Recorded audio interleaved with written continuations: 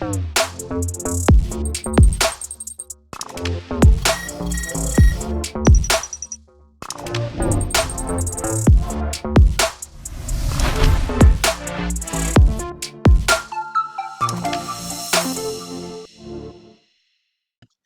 not bad, thank you. How are you? Yeah, not bad, mate. It's nice to see you, and it's nice to have some change in weather. Like from the window here, it's rainy, it's a bit wet, but I'll much take this over that muggy weather we had. What, last week? I think it was Yeah, it much was better, mate. horrendous, wasn't it? Oh, horrific, mate. Horrific weather that we've had here, where it's been so warm. But all things good with you though. Yeah, not too bad. Just plodding along with life, I suppose. I know that's cliche, but just take it each day as it comes. How about yourself? Yeah, pretty much the same, mate, at the moment. It's a bit of annual leave, obviously working in education, so currently on the holidays and preparing for September kind of thing. But it's nice to have some time on a podcast. Obviously, got back into coaching now. Currently in the middle of writing an assignment, so I was doing that earlier today. So got a deadline Sunday. So even though I'm off, I've still got bits ticking me over and keeping me sort of busy in between it. So it's a nice balance between busy and having that time off as well, mate. So. Yeah, that sounds good though and productive. How are you finding for coaching? Yeah, it's good, mate. I've done a session on Tuesday, leading on a group that isn't mine, and it was just love being back into it. And it was like I had the group for a while, but it was a really good group to have and really whip into shape. So I'm looking forward to molding the program across all age groups as we move on. So very exciting role to have with the club, and it's going to be exciting to take it forward. Good for you, my friend. I'm really happy for you.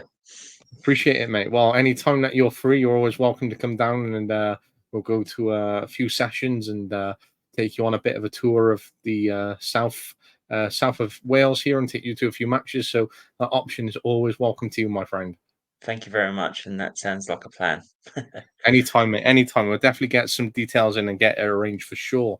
But mate, it's been 2 months since we last recorded a pod episode, so practically that was the shortest season ever. But I'm going to take that as an introductory season because this is going to be season 2 now to look at the entire Premier League year. So if we look at say 38 games, average one episode at least a week, that's going to be at least 38 episodes. So anything from 38 to say 50 is going to be the next season. So I'm really looking forward to it, mate. But in the 2 months that we spoke last, we had the Champions League final. We've had all of the Euros, which we were going to do some episodes for, but just didn't sync up for them. We're now on to the Olympics. We've had pre-season. And we've got the Scottish League that's kicked off. We've got the championship kicking off tomorrow. And then on the 16th of August, we've got the first Premier League game. So 8 days away from the first Premier League. Wow, what a 2 months it's been, mate. Because It just shows how much we've missed, doesn't it?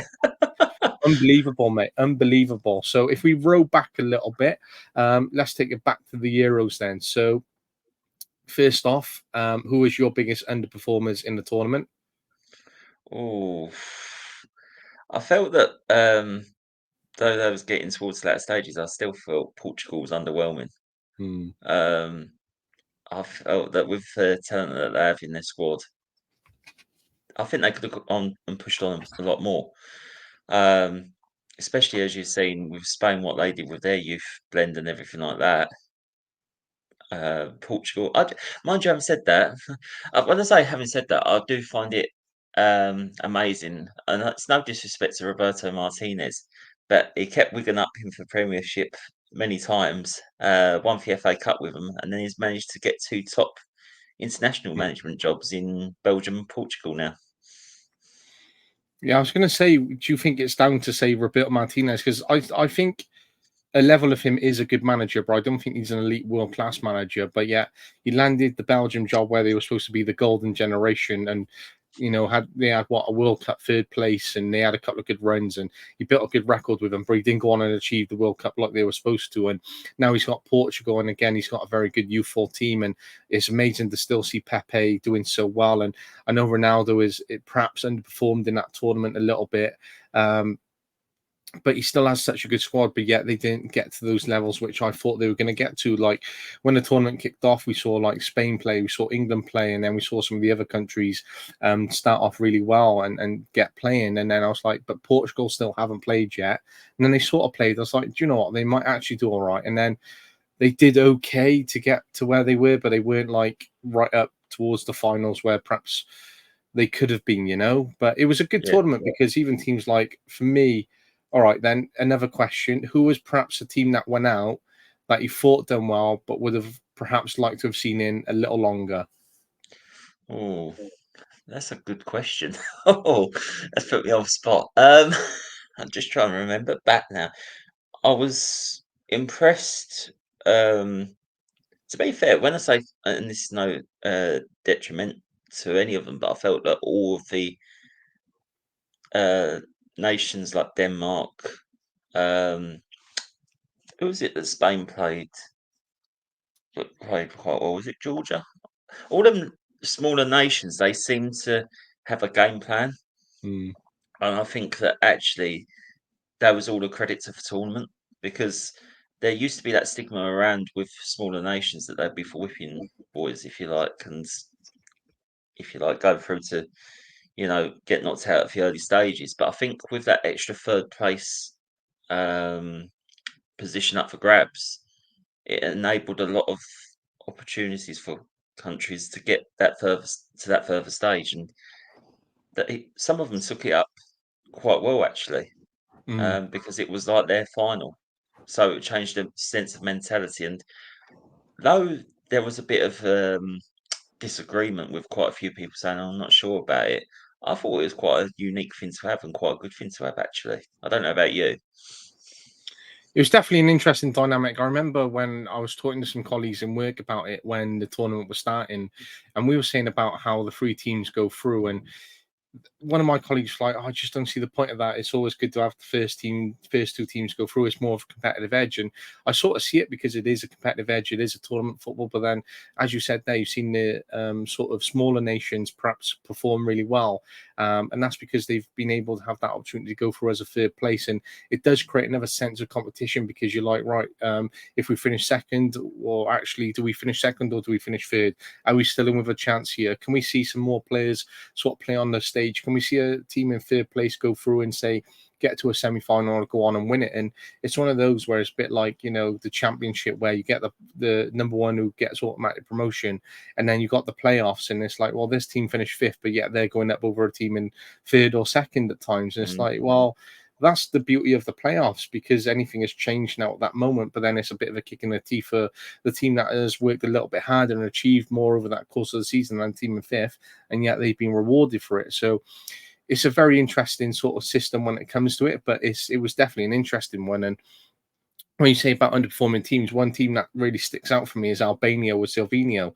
Now, he had them Yes. really, really well defensively organised, and I thought perhaps they were going on to perhaps do a little bit better in that tournament, but I think they were just lacking that little bit extra quality in their squad depth, which is obviously limited, like we have here in Wales, where they don't have a huge population, so their national pool isn't as great as like England and USA in other tournaments, for example, and just comparison of national pools there is that they done well with the resources that they had, whereas Scotland, for example, same sort of boat, Mhm. they went out because they just underperformed from the minute that they went out there and they just weren't good enough. So Can I yeah, just point out on Albania. that though? I think that with Albania spot on and Slovenia spot on, I do think with Scotland though, I think considering it was their first major tournament in X amount of years, that I thought Steve Clark was quite naive with his tactical Mm. set out, if you like.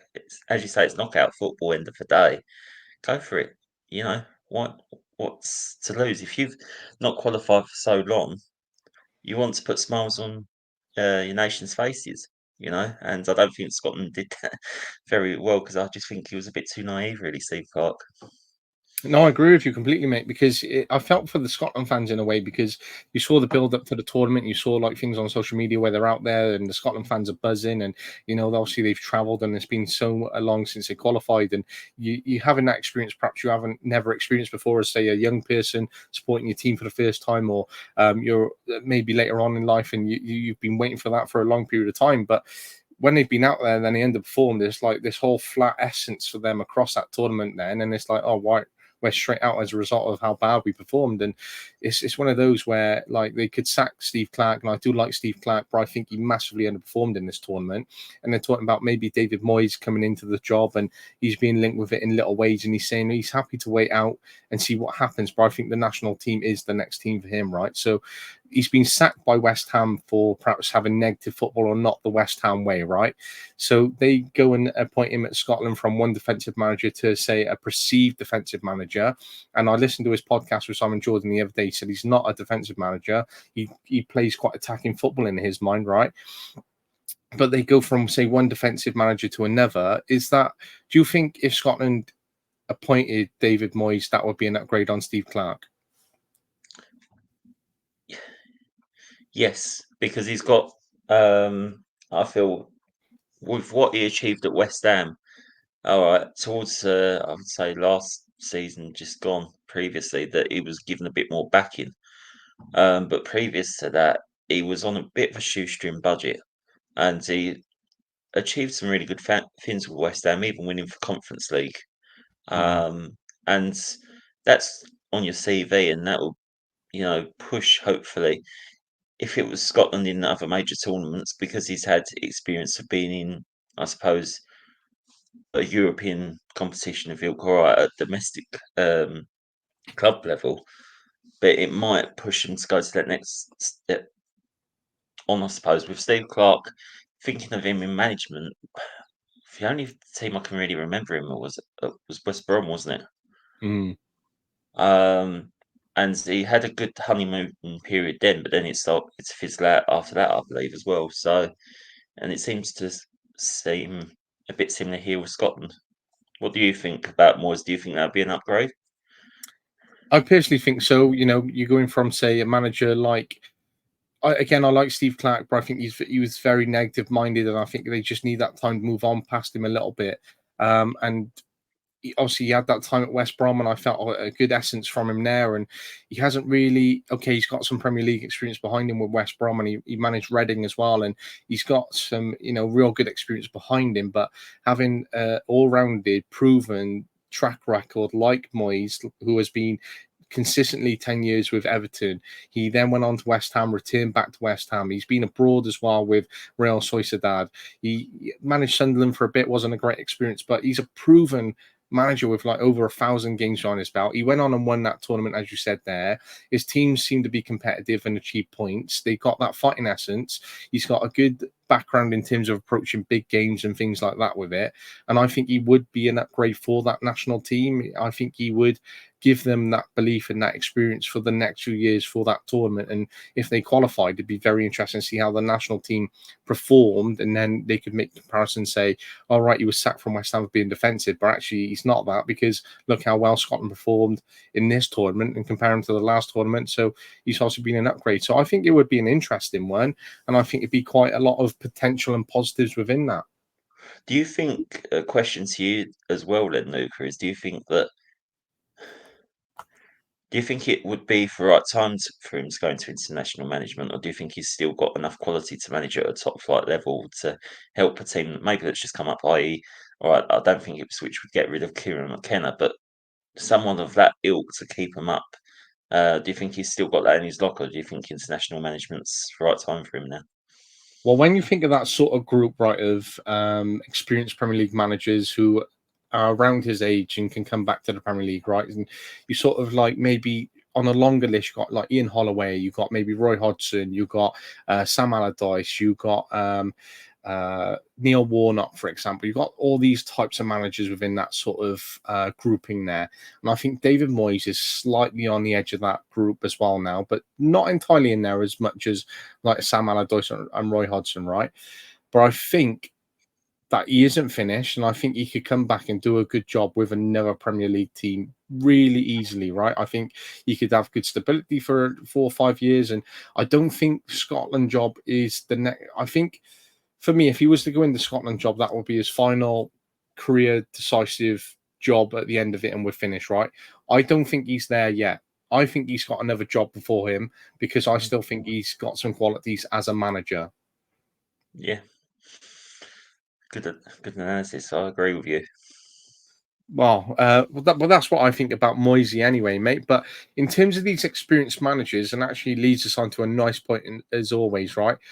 Just sat a press conference about an hour ago now for his first opening as his appointment. What a strange move this was.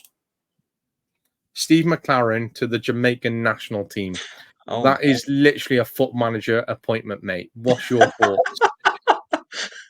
yeah, I thought I saw similar on my save before coming on to do this podcast with you. um, yeah, I don't know really. It's just it's part as for it says in Football Manager if you're in a press conference when you see a new manager get a job, it's part of football charm, isn't it? You know, it's going to be interesting to see um, how he fares with Jamaica national team. I mean, I'm surprised, in all fairness, that he wanted to leave a role from United um, with under Ten Hag. Because if Ten Hag was to go at this stage, any stage this season, which we know his job's been a bit under pressure, but if they wanted to appoint someone as an interim, then Steve McClaren would have been your man for them for a few games until they appointed someone permanently. And I think it touches upon that point there of like the old guard of the Premier League sort of managers, right? And I think even when you look at Redknapp and you look at Hodgson, and now you say like Steve McClaren is sort of in those group of managers, right?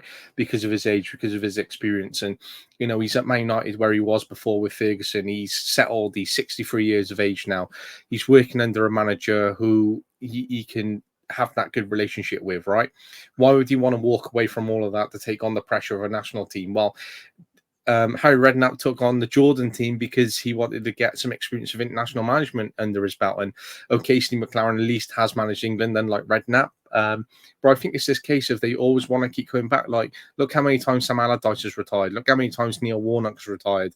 Look at Roy Hodgson and his age and the fact that he returned again and wanted to stay with Crystal Palace.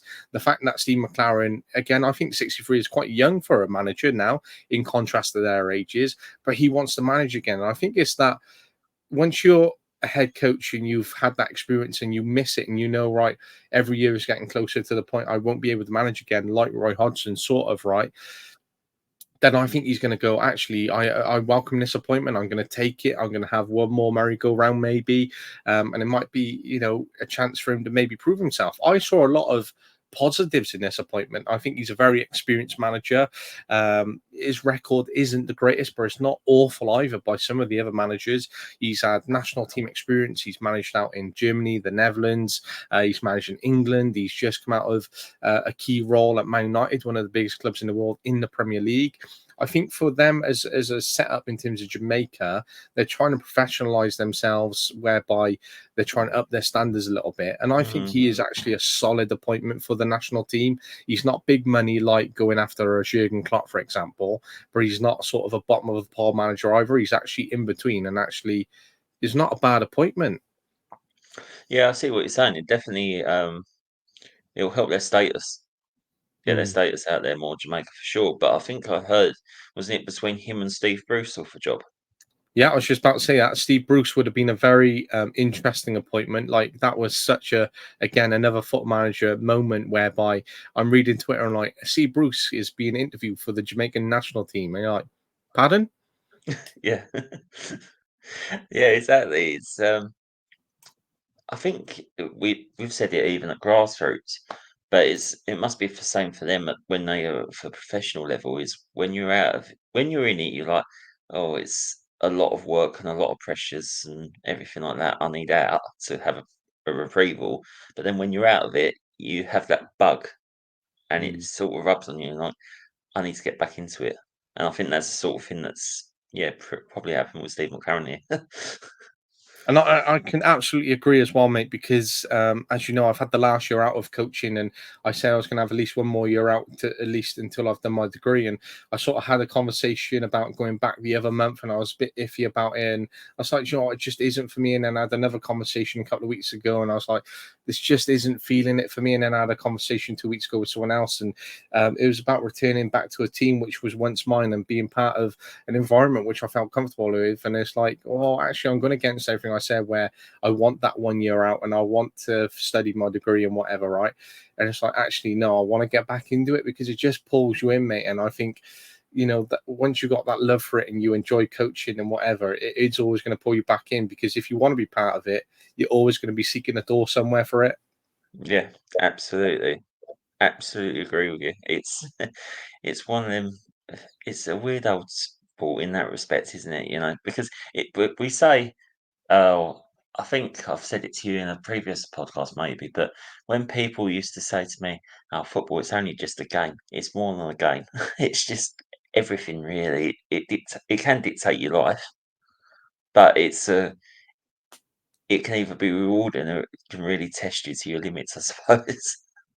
It's just true, mate, and that's one of the reasons I play Foot Manager, right? Like, I play Foot Manager because I want to play a football game, I want to enjoy it, but I also play it because there's a level of actual like intelligence built into that game where you can adjust actual every detail of tactics, right? So, I got Twitter and I've been complaining a lot recently about the match engine of Foot Manager, right? I'm just doing a full data analysis of this game because it's just not doing what I want it to do. So my mate said, "Oh, I've seen you on Twitter recently. You're complaining about Foot Manager." He's like, "Why are you doing all this? What are you complaining for?" It's like, standards, mate. Like, if this is football, I expect it to be this way. He's like, "It's a game now." I was like, "Mate, it is not just a game. This is a proper simulation. And if they want to take it seriously, I'll do the same to them." But that's the football sport for you, mate. And very angry times on Foot Manager for sure, mate. For sure. Yeah, there's many times I've wanted to chuck this laptop across the room. Oh, unbelievable, mate. Unbelievable. But as one door sort of opens, a very sad moment for football the other day, especially reading this news, was Craig Mm, Shakespeare, the former Leicester City manager, which I felt was touching to include tonight, because it is one of those where you sort of wake up and you're like, don't expect that sort of death as well. Like, I think of Matthew Perry a few months ago, the actor, and it's like waking up to that sort of news and being shocked by it. And it's one of those where he's always sort of like, again, Foot Manager reference here, right? Because he is one of those who's available. He is maybe a backroom member of staff and you recognize him, and he's just well known across football. So it is sort of just a touching moment, just condolences to Shaky and what he done to football. Former manager, backroom staff of the English national team, Leicester, many other experiences working with like Dean Smith and John Terry and those sorts of names as well. So very sad moment for football indeed, mate. absolutely, it is. It's tragic, really. I mean, it's when you think of with football managers, you don't think all you see them. If it's a team you support, you think, oh, you expect them to be X, Y, and Z, but you don't know what goes on behind their scenes. Mm. You don't know if they're struggling with illnesses. And unfortunately, Shaky was ill for a while, wasn't he? I believe with cancer. Mm. And it shakes you up a bit, and you think, blimey, I mean, still young, and he achieved some amazing things in beautiful game. I mean, from a Leicester supporter that I know and I'm good friends with, they said they'll never forget him. His Leicester team that beat Seville for Champions League that night. Mm. You know, and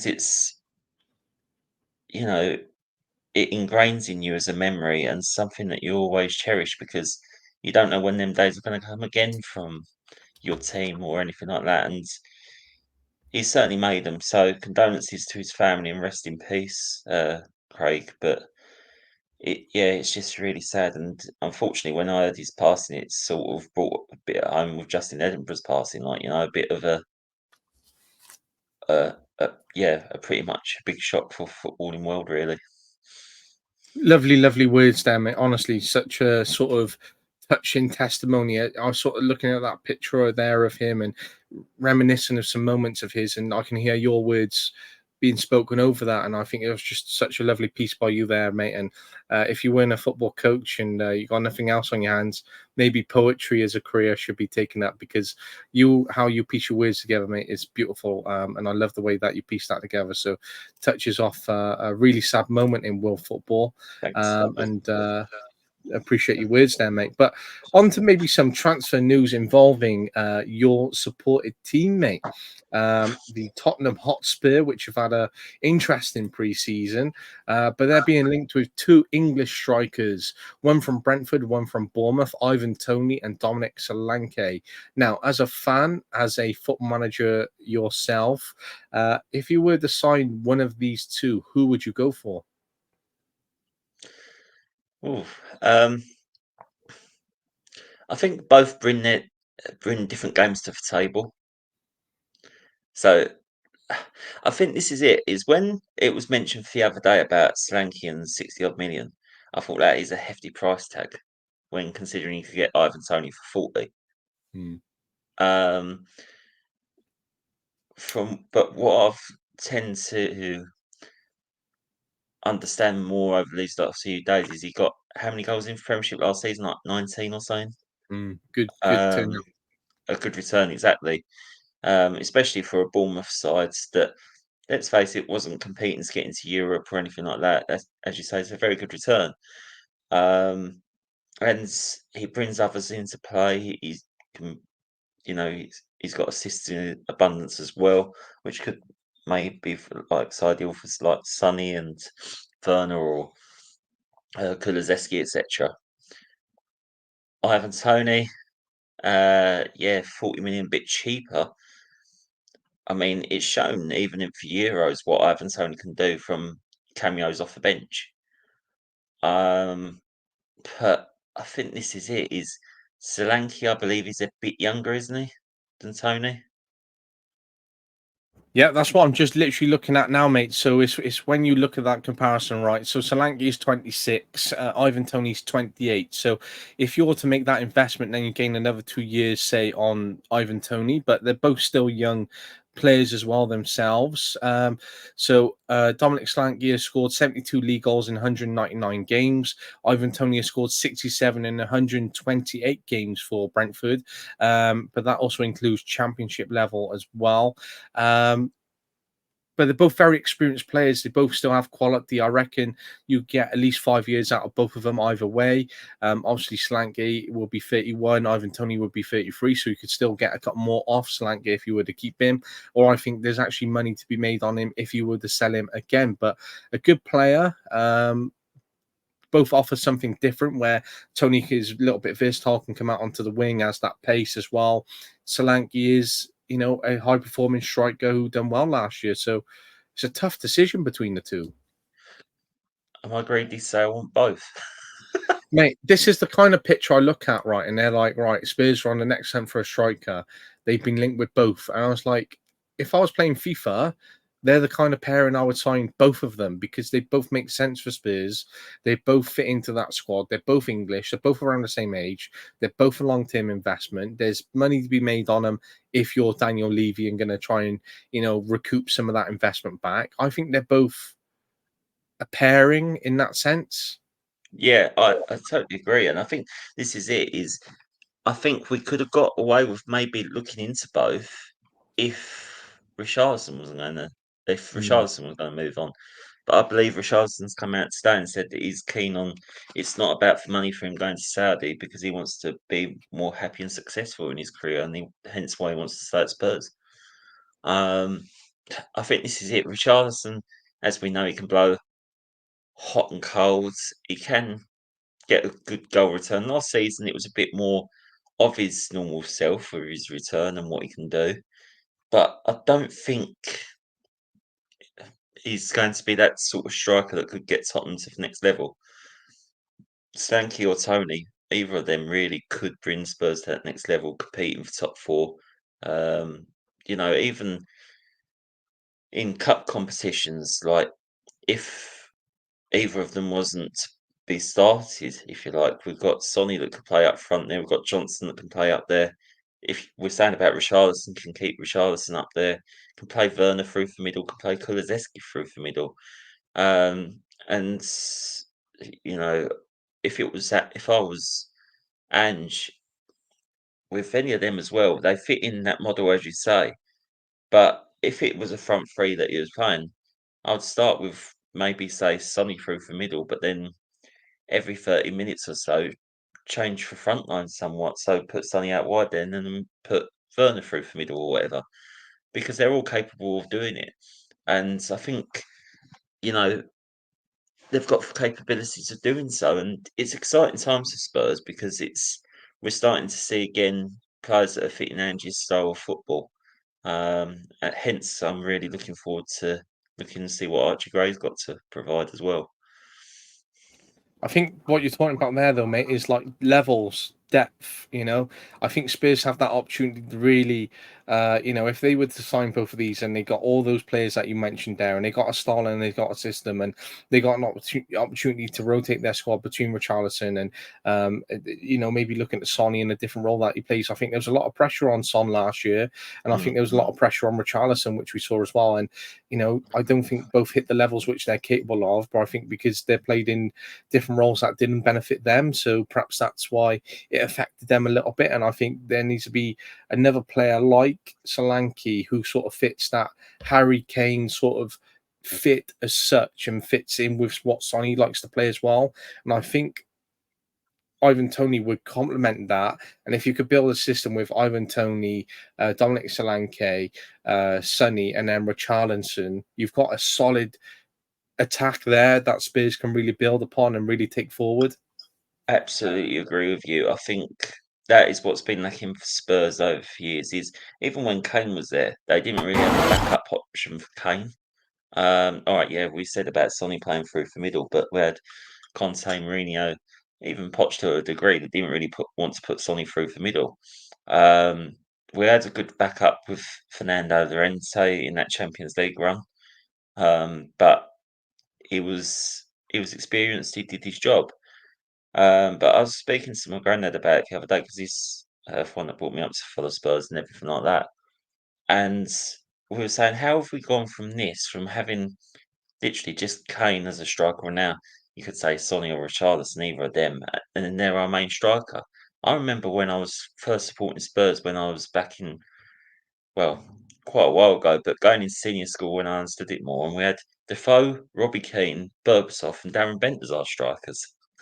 You know, all up for cover at the same time, and you think, bloody hell, they've all got all their own capabilities, and they could have all started really, you know. And then on top of that, you had Peter Crouch at one point, Roman Pavlyuchenko. What a time it was for a non-Spurs fan like me, right? Of going, oh, they got so much depth in there. Even if they got like Peter Crouch, who isn't a main striker, but what a good striker. And Mm. Jermaine Defoe, oh mate, what a player he was. And when you look at the magnitude of players and that depth and the levels that they could have gone for, I think once you've got a big manager like Ange and you're trying to compete with Liverpool, who've got Arne Slot, you look at United who've come out with big signings. You've got Enzo Maresca at Chelsea, who's got, when you look at the abundance of the squad that we've got available right now, it's unbelievable. When you look at the City squad, when you look at what Arsenal's doing, you're like, how is this team supposed to be competing right now? You've got West Ham, which are making signings and making some pretty good moves. You've got Aston Villa, which are making some tidy moves in the market as well. And then you look at all those teams, and then you throw Spurs in there. It's like how much further are these levels that the teams are going in within that, right? It's just madness in it, really. It is madness, and as you say, I mean, Sonny's not getting any younger, bless him, so he won't be able to cope with that through the middle for longer periods of time. I wouldn't have thought as being the main striker with the demands of it, and especially for intensity that we're trying to emulate with Angie's style. Um, but it's yeah, it's I don't know. It is exciting, but how we've managed all these years, I suppose, with only really one striker, and we've still tried to compete to get into Europe. And now I think you could say maybe it's a bit of an overachievement in some ways. We've actually say with other teams having depth and stuff. Potentially overachievement, as you say there, mate. I think there's a lot of I think it's, again, we're proving why we're the most competitive league in the world. And I was having a conversation with my mate the other day when we caught up, right? And I was like, right, it's the most competitive league in the world. We were having a bit of a debate about something. I can't remember the level on it, right? But I was like, it's the most competitive league in the world. He's like, is it though? Is it? And I was like, when you start detailing like what we've just said there, it's like, how isn't it the most competitive league in the world? How can you come to that conclusion that it isn't? And I think part of my point there is, and I think it's a really good place to put this actually in, and it was touching upon what your point there was about Richarlison going out to Saudi, right? And it's one of those where obviously Saudi money's come out. It's big at the moment. It's still a big contemporary discussion point. There's still a lot going on with the moves that they're trying to make, and Kurt Zuma's being linked with a move out there earlier on today as well, right? So there is still a lot of peak interest, and I think it's not going away anytime soon. And I think they've still got a lot to offer, right? But there's just one little file that I want to just share with you, right? And it's this video. He's in tour. He's surrounded by, incredible players. He's part of the City team. He's being recognised. It just doesn't sit with me. Like, why would you give that up? Yeah, that's a good perspective on it, and I think, I mean, there's players out there. Obviously, it shows that money does drive them. That's their motivation. But like you say, I mean, that's why I found it as a bit of a. I think it surprised as well quite a few people within. When I say within Spurs, like even a Spurs journalist that I follow. Don't know if you know of him, but Alistair Gold. I think it's even surprised people like that that that he's saying no. I want to stay put at Spurs because I'm more happy because I want to try and achieve things here than a big fat paycheck. And in this, I suppose you could say modern day football, that is quite refreshing. I think with Richarlison, it might set a precedent of others maybe going down the same route and thinking down the same route that they don't want to. Um, but who knows? And like you say, with the likes of Edison and that, when you're going, you wouldn't have another chance to play with the likes of Haaland and Grealish and Doku and Foden every week, will you? Let's face it, if you went elsewhere. And I think obviously there's still big names out in Saudi, but it's not the names like you are in the Premier League. You're still not playing against the extreme levels of depth of player that you would be if you're playing like an Aston Villa this week and you look at the squad they got and they got names in there. You play Arsenal, they got names in there, right? I just don't think you replicate that in the same sort of way with it as well. But just sort of transitioning on that sort of thought and theme of money, right? So this is quite a great story. So we got Jared Branthwaite, right, former Barcelona player. So he was considering a bid to take on the controlling stake in Espanyol, the club which he was departed from on poor terms a few weeks ago. He invested so much of his income from football career that has enabled him to have a property empire and have shares worth 287 million. So he's been released from a club. He's a little bit naffed off with the way he's treated. So he's like, you know what? I'm actually going to look at buying the club, and then I'm just going to sack everyone who sacked me. What a sort of play, and in sort of a story that it sounds like some kind of movie that's being made up for fictional purposes. I mean, again, I've never heard anything s- like that. But again, it's sort of, I suppose, sort of refreshing in a way because when I say it's refreshing, I mean it's weird, isn't it? Because you think, oh, blimey, he must be really naffed off if that's how he was treated and that. I mean, fair play. I hope it works out for him and everything. It could be a new pasture, new for him that could really work out, and who knows, they could go on to newer heights because it might set again another scene in players thinking, "Oh, hang on a second, I don't like how I've been treated here. Look at what he's done and look what he's trying to achieve," and it might Mm. inspire others. I think so, mate. And it's definitely an interesting one, perhaps I've never seen before. But just imagine going, "Do you know what? They sacked me, so I'm just going to buy him out and sack everyone who sacked me." Like, that's a level of control which is unbelievable. But he's always been a bit of a controversial character. I remember when he was at Barca, right? And it was at a time when Messi had just left for PSG. And he had Dembele in the squad, and they were being linked with Lewandowski and this. And he turned around to the board and said, "I want the number 10 shirt. I'm going to be your man who can replace Messi." Now, imagine coming out right. You haven't had the most glittering of careers. You're being sort of signed on a cheap because they need sort of depth, and they were at that time where they didn't have the financial play like they once had, right? So they've gone out, they signed him, and he's gone in. Yeah, I'll be the man to replace one of the best players ever on the pitch, knowing that he's never got that level. Sort of the audacity behind it is unbelievable. If there's he's one of the kind of players which Roy Keane would call out and be like, "Are you for real?" Yes, I can hear Roy Keane in my head right now with some of the things that he'd be saying. Are you sure? Yeah. Like, Absolutely, mate. But in terms of that transitioning again very nicely and naturally is from one Barcelona ex-player to another ex-player who is currently on the management scene, currently in charge of the French under 21s and currently the under 23. So he's got the final tomorrow, which is against Spain, which is going to be very interesting. But I really hope he goes on and wins the Olympics and just has a cup under his belt and continues to build a good record with the national team because obviously he started his foot management career. He went to Monaco and then he had another club within that in terms of in America, and it just haven't worked out with him so far. So it was nice to see that he's back with the French under 21s whilst doing a bit of media for CBS. And also he's with the under 23s now and part of this fantastic setup in terms of what they're doing in terms of the Olympics. But 4-1 win over Denmark, 4-0 win over Slovenia, 2-1 win over Bosnia and Herzegovina, a 9-0 win over Cyprus, 2-0 loss to Austria, a 3-0 loss to South Korea. Unfortunate there, but when you look at those 5 conceded, he's already outweighed that in a win over Cyprus, a 3-0 win over the USA, which is supposed to be a good upcoming side, a 1-0 win over Guinea, a 3-0 win over New Zealand, and a 1-0 win over Argentina. That leads him to 80% win percentage and a potential Olympic medal. So I think he is a manager who's got potential. I think he's rebuilding himself, and it'd actually be nice to see him actually achieve because there's a lot of former players who come out and they become managers themselves, and at the moment. We're seeing some success from him, but a lot of people then heavily criticize them and like, oh, he's never a manager, he's just been a player. But I would like to see him actually do well as a manager and come out and prove some critics wrong. No, absolutely, and you know what it is? It's the Roberto Martinez effect again because he worked with him at Belgium, didn't he? So, He did, mate.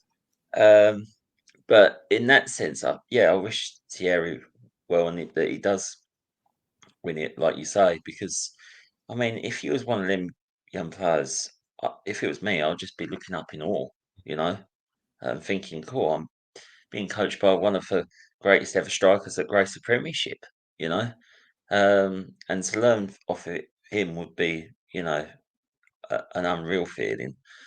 And like you say, I hope he does prove the doubters wrong.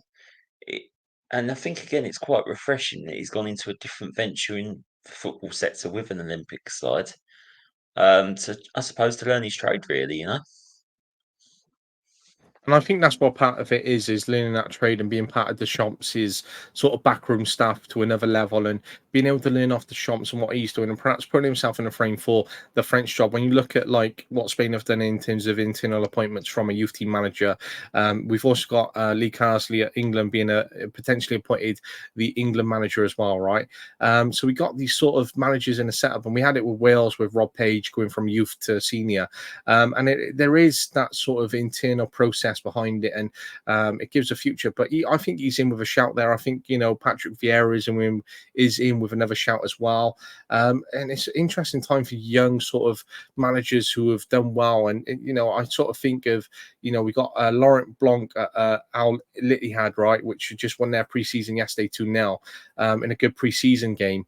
And it's like, well, actually, if he done well, would France go back and appoint him as someone who's experienced and been part of the national team before? But then you've got young upcoming managers like a Terry Henry, like a Patrick Vieira, who are doing well. And Terry Henry, who's getting players through the system now, is like one of those where they could be building for a future as well. Yeah, absolutely. And again, it's very refreshing. I mean, with Patrick Vieira, yeah, he's done well over in France. He stumbled a bit at Palace, didn't he? But then I think he actually got harshly done with Palace in the end, considering Mm. how well we started off there. Um, but yeah, again, it sets off a scene, and I mean, you look at like flights of Thierry Henry that's done this, and then you compare like Wayne Rooney on our side that's just gone round for Football League pyramid, if you like, and he's not got any, no disrespect, but he's not really learnt from any of them. I don't think he has, in the sense of that. Well, he left Derby, but then he went to Birmingham. Oh, well, he underachieved there, got sacked there. Now he's at Plymouth. and you think, well, maybe he needed to have more experience behind him in a sense of doing what Thierry Henry's done or learn more on the trades of other people instead of going straight into management, I suppose. Mm. And I think that's a little bit behind it. And I think it has that relation to sort of Wayne Rooney as well, because when he got sacked from Birmingham, I think he was on the overlap and he was joking about going into Man City and perhaps being an assistant manager, the Pep, whatever. And he was like, do you know what? I think I actually need that. And then weeks later, he was appointed at sort of Plymouth straight away, right? But I think if he doesn't do well at Plymouth, he just needs to give himself some time to work under an experienced manager and then sort of put his ego down and go, do you know what? I need this experience and I need to come back a little bit. And I sort of then going to approach this management role with what I want to do. But when you look at the squad which Henry has, right, which he's taken with him, he's got some young players like Michael Elise, who's just signed for Bayern Munich from Crystal Palace, and what player he is, mind, and I hope he does well at Bayern. But when you look at the players that France didn't take, and they're still in the sort of Olympic squads as well, right? Their squad age and their quality. They got Lukeba from RB Leipzig. They got they've taken some older players in this squad as well. But I think the point is that they had such levels. He didn't even take these players like Mateta from Crystal Palace. Again, what a good player. I think he plays so well. And he's had such a significant impact. Like, imagine not getting selected for the Euros. You're not really in with a shout for the national team because there's so much quality in there. But then you go on and have an Olympic win under your belt in your career and you go, do you know what? I didn't have that many senior caps, but I had an Olympic win and I still had an experience. Like, I think that's pretty incredible. They took Alexander Lacazette. They got Sedilia from Freiburg in the squad. Like, they've just got levels again. Manu Kone, Rayan Cherki, Andy Diouf, Bradley Loco, Matsima from Monaco. Like, what a squad of under 23s coming through, as well as Yeah, senior players that they didn't take. Like, France has to be, if not one of the best nations in the top three for quality players available to them at national level. absolutely. They're going to be unstoppable. I mean, they've already been unstoppable at national level as it is, but until this Euros, I suppose, where it's gone a bit. But I think it was still quite. They've learned from their trade from that because they're still Mm. developing. And yeah, it's just. I mean, you look at them players. I mean, they're still representing clubs that are playing at like club level, very good football. And I mean, really, with Premiership clubs, all right, you see with Man City with Foden, for example, and everything like that. But you would like to see more, if you know what I mean, more given that chance, more to be brave and bold, and because there is plenty of talent in England's setup, but it's just well under Southgate, it seemed that we wasn't given that as an opportunity for others, even though he had that background of under 21 setup. Yes, he Mm. had a bit of a younger squad in there with bringing Morton in and everything like that, and Guay in from Palace and stuff that was had a storming tournament. But I mean, Morton was gone there, but he didn't get any minutes, and yet he was probably Palace's instrumental figure for where we got him towards when he was appointed, like to Mm. where they was, and with at least say Eze, Edward, Mateta, as you say, scoring goals for fun. And I just don't know why we seem to. It just seems like we pause. Yet, like France and that, they're ready to throw them in, and because they throw them in, they thrive on it. It just seems that we have that delayed development stage, unfortunately, And I because we think don't give that's them that chance. And I think that's what it is that development stage which we talked about and not giving players that chance, right? For example, that links in with these sort of levels and sort of scope of things and not seeing the players perhaps get enough caps. Like I was listening to the Fodcast yesterday, right? And they had a James Ward-Prowse on. And you look at the limit of caps that he has for England, and he's another player which has missed out on the squad, regularly played Premier League football, as West Ham as a key player and key figure. I'm like, this is why we're missing out on so much talent. And it's even players like him, which deserves at least 30, 40 caps and has an opportunity to play. And I think this is why we need a B and a C team a bit more consistently for, your Whartons, your Ward-Prowses, perhaps players in the past like Mark Noble, perhaps not rated by all Premier League players, but still a good player to have around the national setup, Mm, right? Um, absolutely. and you have these sort of players which are coming through where we could have got Zaha in at maybe under 20 as a B team level and just got him some more caps and involved in a national setup a little bit more. We can get some of the younger players playing a little bit more. So when Nick Pope isn't getting the caps behind for Pickford, perhaps can he pick up some more? And then he's very consistent to go. When we looked at Ramsdale at the start of the tournament, he was off it in that friendly game. And that's because he Mm. hasn't played for Arsenal, but he's still one of the best English keepers available. If he had played for the B team in that build up, then he would have perhaps been a little bit more confident to come in and step up to the national team a little bit. So I think that's why we need a bit more of a bigger scope on the national scene from those kinds of things as well. But that's something that I'd like to see a little bit more. But talking about potential again, which leads us so naturally and nicely, right? And this conversation seems to have taken an unnatural foot manager sort of scope, right? If you've ever signed this player on foot manager, he will score you goals for fun, right? So this is Yes. Yusuf Moukoko, right? 19 years of age, going out on loan from Dortmund to Marseille. Now, what a move Marseille are making at the moment. So obviously they got Roberto De Zerbi as manager at the moment. They've gone out and signed the very controversial Mason Greenwood at the moment, but still, if we look at a player or not his personal life, very, very good player. They got Mukaku coming in, and then I think they've signed some other players off the top of my head. I can't remember off the top of my head, but they He are signed making moves. Højbjerg, hasn't he? What's that, mate? Sorry. He signed Højbjerg, hasn't he, from Spurs as well, I think. Yes, yes, and Højbjerg. Look, so what moves they're making, right? So a balance between experienced players in like Mason Greenwood, right, who's had a really good season abroad, Højbjerg, who's very experienced from the Premier League and having, maybe later on in his early 30s, but later on in his career, you got Mukaku who's coming in at 19, has a great learning experience behind him. Roberto De Zerbi, when you sort of look at the job he did at Brighton, which was great, was linked with Liverpool, perhaps overstepped himself a little bit there.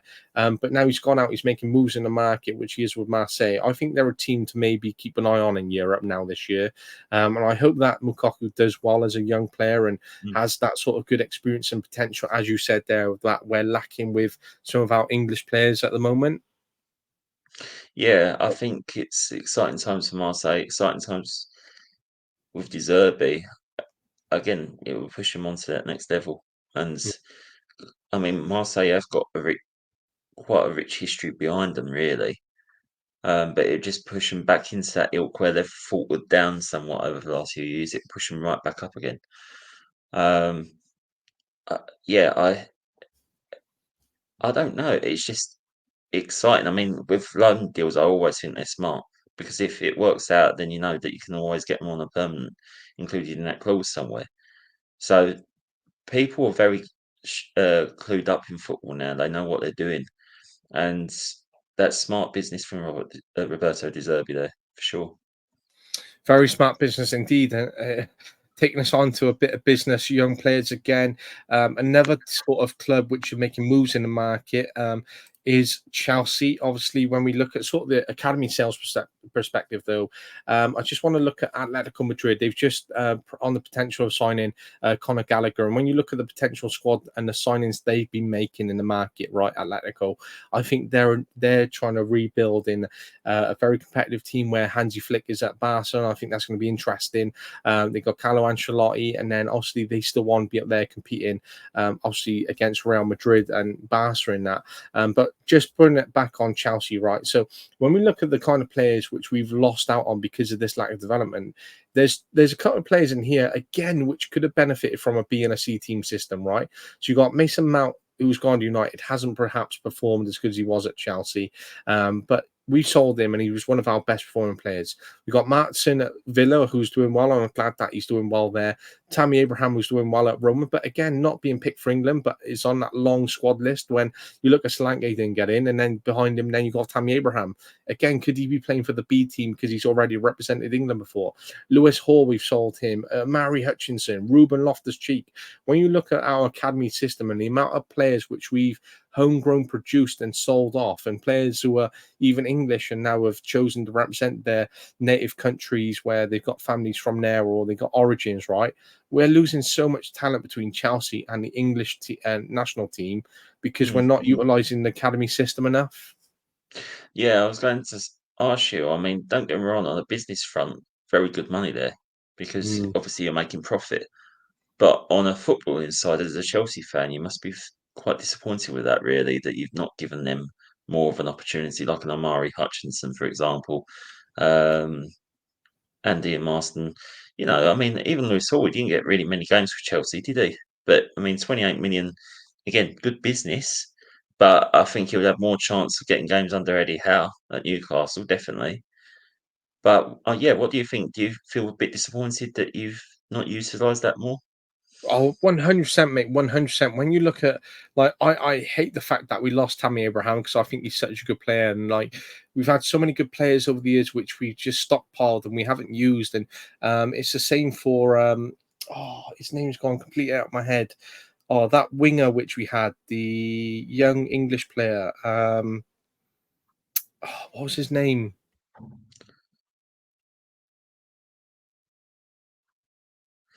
It's on. I think it's on tip of my tongue as well. Just trying to, like, look for him now. And he's a perfect example of a player that we didn't use and that we ended up losing. Like Tamori, like he's another example. I know he's not a winger, but he's another list of players which we've had um, a part of the team that we sold off. Um, but he was such a good player, and we ended up selling him and Hudson-Odoi. Hudson Odoi, mate. That's it, Hudson Odoi. So, again, another quality player that we've lost because I was like, I want him to play more. I want him to play more. I want him to have a good game time because he's got potential. Didn't play much for us, and we sold him off. I'm glad he's doing well at Nottingham Forest, but he's played for England 3 times again. Another young player who's come through the system, picked up a handful of caps at a young age, and hasn't played for the national team for like 5 years. Well, he played at 18, and he hasn't been picked again by England because we haven't utilised him at Chelsea. So he's a prime example of us stockpiling good players, not using them, and then them just going out the window because he hasn't really progressed enough for Chelsea. But it's good that he's still playing Premier League, good that he's playing for Forest. He went out abroad to buy Leverkusen and had a good experience. But a perfect example, right, is Lucas Piazon. I don't know if you recall him. He's still only 30 years of age now, right? So we signed him in 2012. We kept him until 2021. So we had him for an 8-year, a 9-year period, right? He went out on loan to Malaga, Vitoise, Frankfurt, Reading, Fulham, Chivo, Rio Ave, and left in 2021. So out of the 9 years he was there, we loaned him out 7 times. 7 loans in 9 years, and then we just sold him because he didn't fit part of our plans. And he's a prime example of just stockpiling a player for 7 years, controlling his career, making him move, and him not really living up to potential. It's very frustrating. I feel that, again, I suppose, I mean, they say that managers don't have or head coaches don't have an influence on the ins and outs much, but I think they do have a slight input. I mean, that list that you got there with the academy sales, particularly as well. Like, I mean, if I'm thinking when I suppose Spurs head on when Poch was with Spurs, he had a young Dele Alli, young Ericsson, young Kane, young Sonny, all them young players. Eric Dyer was quite young and he's prime then. I think with them players, if they wasn't sold on and Poch was still with you at Chelsea, he would have really developed them into really good players, and to that next level. But I think it depends. I mean, and it's not saying it a harsh, because they've obviously worked hard to where they are. But I suppose because we see it being Premiership football and because we support teams that are in it, we are a bit more critical. But it's like if it was, how do I put it? I don't feel looking on a coach's perspective from what I'm seeing on an outside perspective here, Luca. But you take Hudson-Odoi. I think he went to Forest, didn't he? Mm, So he worked under Nuno. But if you had the chance to work between Nuno and Pochettino, uh, it's not because of Spurs connections, but I think I'd rather work for Pochettino every day of the week. mm. And I, with Nuno, he's got a different style of football, say, to what Poch had. mm. I think it's Um, very different. I think he fits that system of a Posh who brings through young players and gives them that development and just that chance to be part of a really good development system and to be part of that. I hope Hudson Odoi proves himself, and I hope he gets a move which will replicate the kind of career which he could have ahead of him. Yeah, yeah, he needs that, and I think that would help him push to. That's what he needs. Is he needs that development to help him get on that fringes of that England squad. Mm. But just to Um, touch upon that, right, we signed another player, right, called Marco van Ginkel in 2013. So he was supposed to be maybe the replacement player for Lampard. We kept him until 2021. He played a total of 4 Premier League games in 8 years. But he went out on loan a series of different times, including AC Milan, Stoke, PSV twice. PSV 4 times before he finally signed for him. So 4 Premier League games in 8 years, multiple loans, and is currently a free agent at the moment after having finished his contract. But he's played 301 games in his career. But when you've looked at an 8 year period, and we could have moved him on a lot more quicker, and he could have really had a good career ahead of him. Like Lucas Piazon never represented the national team. Van Ginkel represented his national team 8 times. There's two players there which never really lived up to their potential because they were just stockpiled, loaned out. Their national careers took a bit of a hit, and now they're both free agent players not playing for a club because their development was hindered. yeah, it's a sad state of affairs, really, isn't it? I Mm. think it needs. I don't know. I just find it sad that you see that there's players that's got potential and abundances of a potential, lots of abundance in talent. That's a better way of saying it, I suppose. It, it just don't seem to get utilised that well over here. It just doesn't, you know. We it just is quite stagnant, isn't it? It's very standstill, and I think this is it. Is it's like with Lee Carsley being linked with the England job. I think I'm not saying that he wasn't a good footballer or anything like that because he had a good standing with playing for Everton and everything like that. Going through maybe giving him a chance at a national team level, senior level, but I don't know. Is he the right fit again for getting England for what they need? I don't Mm. know. And I think it's he's supposed to be interim manager for 3 games, I believe. So I think they're going to say that's the audition sort of period. So I think it's going to be the 3 games for us as fans to go, do you know what? Actually, yeah, he makes a good appointment. Or is he just another sort of internal appointment because it's the easiest appointment to make for us kind of thing, you know? I think this is it though. Excuse me. With England, I've always felt that they don't push the boat out enough. I mean, yeah, we had it gone through that phase with having Capello in and everyone like that, but I don't know. It's just again, I'm not dismissing for names that have been linked with Eddie Howe and because again they've done very good at club level. But I look at Eddie Howe and I think even for his own development, yes, it's nice to be flattered, and I think he has quashed the rumours somewhat. But is it right for him to go into international management right in the prime of his management career? I don't think it is. I And I still think think it's he's one of got a lot of those trade. where he has to make the decision to go, no, I'm going to turn England down at this point, and if they want me again in the future, it will happen. If they want me, I want to stay at Newcastle. I want to see what I can do. They've invested in me. There's a good potential here. I've built a good foundation.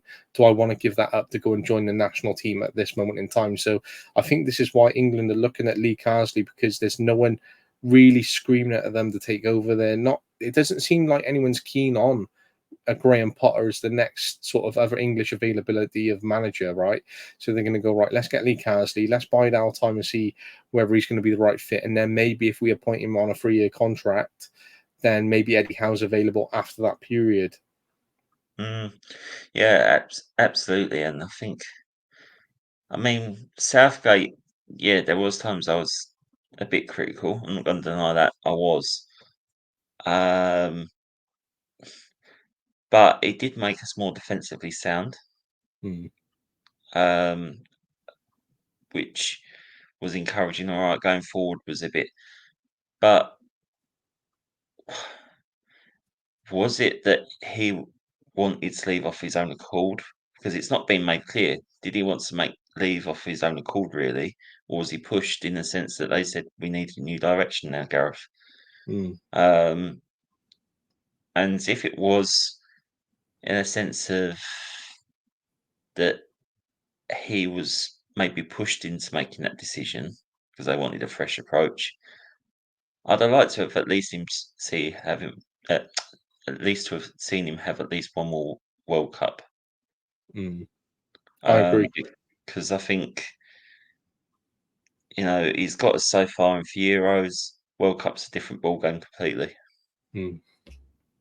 Completely agree, mate. And I think I would have liked to have seen him stay. I'm a big Southgate fan, and I think we should have kept him rather than losing him at the moment. But if he's made the decision to leave because he's had a good experience, then fair play to him.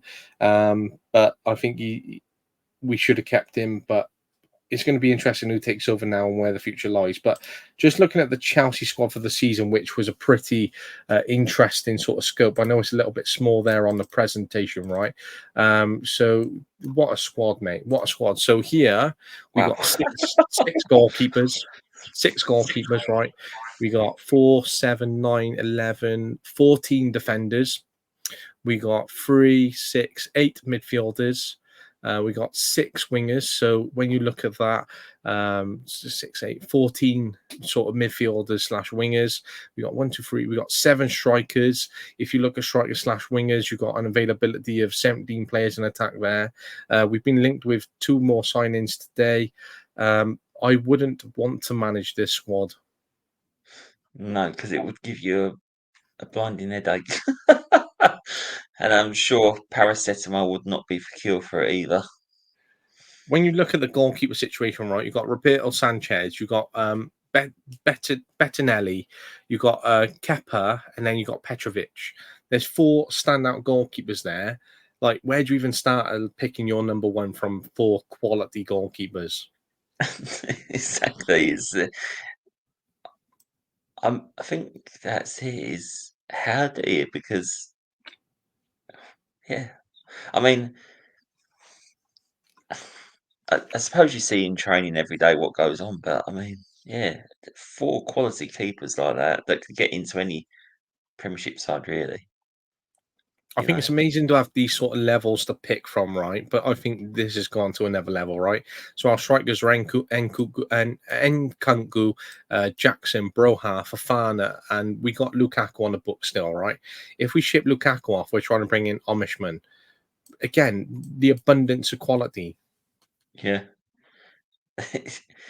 it's unreal, wasn't it?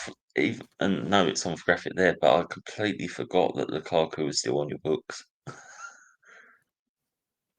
I It think it's time for him to move on, right? And I hope he does because I do like Lukaku, but just the squad in its depth is unreal. it is. It is, and I think you're only allowed to name like 25, aren't you, in a squad? No, exactly. So obviously the goalkeeper situation is easy. You also got 7 goalkeepers, sorry. So you need to cut that down by 4 keepers, which is an easy decision to go, right, I need to cut 4.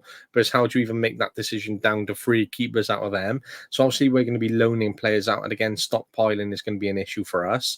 We got the quality in midfield. We've got Enzo Fernandez, Dewsbury Hall, Casaido, Chukwuemeka, we got Kasaide, Ugo Kochuku, badly pronounced that name, right? Lavia, Kellyman, Vega, and then we got Palmer, Murdrich, Maduke, we got Sterling, we got George, we got Gabriel. Like, the abundance of quality is unbelievable. We should be rinsing the league at this rate. We're like France of the Premier League. Yeah, you pretty much are. But again, it is. Yeah, I wouldn't want Maraski's job. That's all I'm gonna say. I really wouldn't. I mean, Cucurella. I mean, he wasn't even getting games for you. I suppose last season, if I remember rightly, he might have been towards the end. I don't know. I can't remember, but he was playing regularly for Spain in them Euros and really Mm. having good games. Great Euros as well, mate. So tough choice at left back because obviously Chilwell is a very good left back in terms of that position. And again, it's whether he has a detriment and doesn't play and doesn't get picked for England. And then it's got Cucurella in there, who is we don't play him. We could end up losing him to like an Atletico Madrid or maybe a Barcelona, for example, because he does have that quality in that squad as well, which is unbelievable. So very interesting times ahead, mate. And this is just a scratch in the surface of the opening towards the Premier League season, right? So obviously we got the Championship kicking off tomorrow with Blackburn and Derby. We've got Preston and Sheffield United. Interesting games. Then you've got League One with Barnsley and Mansfield. League Two with Chesterfield and Swindon. So three leagues kicking off. You've got the Olympics men's final. You've got the Olympics women's final. So very interesting day of football tomorrow for anyone interested. And then we got the full championship back on Saturday with an abundance of games kicking off there. And we got the Community Shield as well between City Yeah. and United. We've already had the Scottish Premier League kickoff or Premiership. They're back on Saturday with their second round of games. You've then got the Olympic Games women's with Brazil and the USA, which is a great game to have. And then you're on to Sunday then with some great games. And then we look forward to the opening Friday, Saturday, Sunday, and Monday of the Premier League on match day one with United, Liverpool, Arsenal, Nottingham Forest, Newcastle, Southampton, Bournemouth, Brighton, Everton, Ipswich, Wolves, West Ham and Aston Villa all playing on the Saturday. Brentford, Crystal Palace, Chelsea, City on Sunday, Leicester and Tottenham on the Monday there. So loads of football to look forward to, loads of huge conversations coming up our way, mate. But there is one thing I wanted to finish on, right? And this is the title of the episode as I thought about it as we've been speaking. Are we in a simulation or are we in a real world right now? And I just wanted to touch upon it before in this episode, and I think it finishes off nicely in a way, right? I was thinking of just about some former managers, former players who are now managers who are active, right? Active. So Patrick Vieira, out in Strasbourg, Tom Cleverley, Watford head coach, Mikel Arteta, Arsenal, Lee Carsley, England and 21s, potentially England manager, right? Wayne Rooney, Plymouth Argyle, Thierry Henry, France under 21s, under 23s, Simone Inzaghi out in Italy, right? Felipe Inzaghi out in Italy, Gennaro Gattuso in charge of Split out in Croatia, Thiago Motta, Juventus, Michael Carrick, Middlesbrough, Fabio Grosso, Sassuolo, Dejan Stankovic, Alberto Galadino, Nuri Sahin, who's just been appointed at Dortmund, Robin van Persie, who's just been appointed at Feyenoord, Vincent Kompany at Bayern Munich, and Ruud van Nistelrooy, who was stepped down from a manager but appointed first team coach at United under Eric Ten Hag. When you look at the list of players there, right, who are now managers who are currently active in the game, it's as if we're living in a simulation. Yeah, it is, isn't it? It's how football's definitely evolved, and I still feel that that's the biggest simulation of it all, with companies still going to but, you know, um, it's crazy, isn't it? But I think this is where football's now evolving to with the dynamics of it, and we're going to see a lot more of this attacking football, high intensity football, exciting football to watch on the eye as well. So it's going to be an exciting time for football, really. A very exciting time, and I think again, one team I'd love to see. I'm very interested by their development and their manager's development is Vincent Company, mate. Like, I'm very interested to see how his season goes, and I really like Company and what he has to offer. I want him to have a good career. I want him to overcome some critics and go, do you know what, he is a Bundesliga. So I think that's going to be interesting as well. And just Xavi Alonso, not even included on that list, and I just thought about him. Steven Gerrard out managing as well at the moment. So, but just to touch upon that, Xavi Alonso's team just lost 2-0. Or I say just lost, this was yesterday, 2-0 to Arsenal in their preseason. But we know preseason doesn't mean everything, but it's a very interesting time. So, mate, there is so many conversations to be had over the forthcoming season, so many different ideas, so many different narratives we're going to be covering over the course of the season. So this season 2 is going to be a killer, and we're looking forward to bringing some consistent episodes to go with it, mate. Yeah, looking forward to it. Absolutely, a lot to talk on because I think that's what we were saying before, isn't it? You think like in that space of 1 week until the next episode that we do together, a lot happens in that short space of time, and that's Oh, what huge, makes mate. football so great. But as we were saying about Vincent Kompany, this is one posing thought that I want to put to you to end on, I suppose, is saying this to my granddad as well. So Harry Kane's gone through all his career not winning a trophy, but if he was to win say a Champions League this season with Bayern, with Vincent Kompany, that'd be incredible in itself when he's been managed by Conte, Mourinho, all them ilks, if you like, that's been highly successful in the game, and here we are. That is a pretty incredible perspective that I've never even considered when you said that, and I think it'd be great for the both of them to go. Do you know what? We've won this together, so that'd be interesting to see. And I think it'll be a great lineup between Xavi Alonso versus Company on the sideline, and you've got players like Kane involved in that game, and you've got Elise out there now as a young player doing well, and Bayern have made some moves in the market as well. So it just shows that the European teams are making some moves out there, and I think, when you look at Barcelona with Hansi Flick and they're below the radar a little bit, and Simone Inzaghi at Inter Milan and what he's doing, I think it's definitely going to be a very competitive league in terms of Champions League games as well. That has come out as well. We got Fenerbahce with Mourinho. They lost 2-1 yesterday away to Lille, so they got an away leg, but they won their first 2 games under him in that qualification round. So, mate, there's teams making moves out there, and there's so much happening in world football. So it's down to me and Jordan to bring you some of the updates, some of our insights, some of our thoughts, and you're going to be with a Chelsea and a Spurs fan over the course of the season who link up as friends. You don't see that between many Spurs and Chelsea fans, but lots to bring you, and we look forward to bringing it your way. Yeah, absolutely. Bring it on. Absolutely, mate. Well, enjoy, get back to Football Manager, take care, mate, and I look forward to catching up with you. Thank you, mate, and it's a pleasure talking to you as always, my friend. I love it. Well, see you later, George. See you later, buddy.